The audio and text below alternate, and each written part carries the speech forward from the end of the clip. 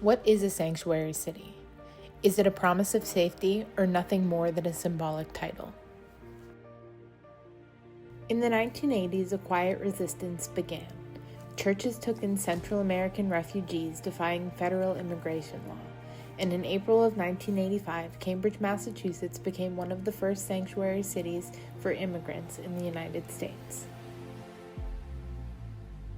Since then, Cambridge and many other cities have become sanctuary for the LGBTQIA communities as well, refusing to cooperate with federal mandates that endanger protected classes. She is quickly surrounded by half a dozen, cops, all in street clothes, covering their faces with masks. Rumeysa Ozturk is a grad student at Tufts University with a valid visa who was ripped off the street by 6 masked ICE agents in Somerville, Mass., which is also a sanctuary city. Free Rumeysa, free them all! For one, face us all! Free Rumeysa, free them all!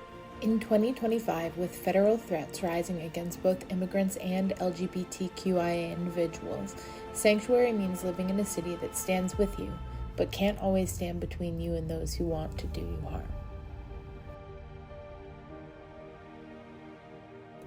But what does it actually mean to be a sanctuary city? Well, it means different things in different places, but ultimately it's about whether or not local police will participate in ICE initiatives. It's a common misconception that being a sanctuary city offers protection from ICE or any other criminal prosecution.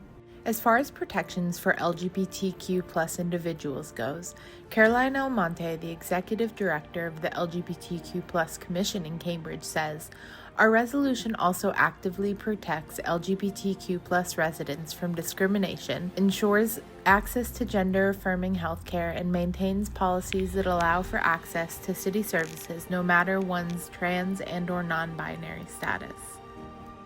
However, these protections come at a cost.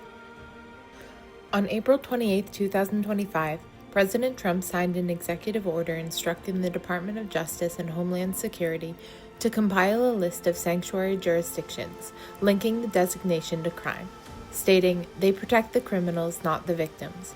They are disgracing our country and are being mocked all over the world, working on papers to withhold all federal funding for any city or state that allows these death traps to exist."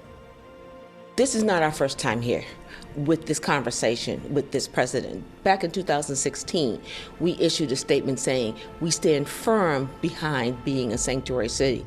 So it doesn't make a difference if we're on a list or not. Rumeysa Ozturk was one of 4 students who wrote an op-ed in her school newspaper criticizing the university's response to student activists demanding that Tufts acknowledge the Palestinian genocide, disclose its investments, and divest from companies with ties to Israel. We gave you a visa to come and study and get a degree, not to become a social activist that tears up our university campuses.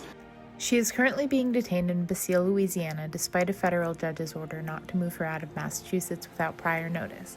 She was denied bond. Her lawyers say her detention violates her constitutional rights, including free speech and due process. Being a sanctuary city may not stop federal agents, but it can raise voices, amplify injustice, and demand accountability. For many, sanctuary isn't found in policies or resolutions, but instead in community. Sanctuary has never meant invincibility, but it does mean someone will stand beside you even when the law won't. And in times as uncertain as these, that means everything.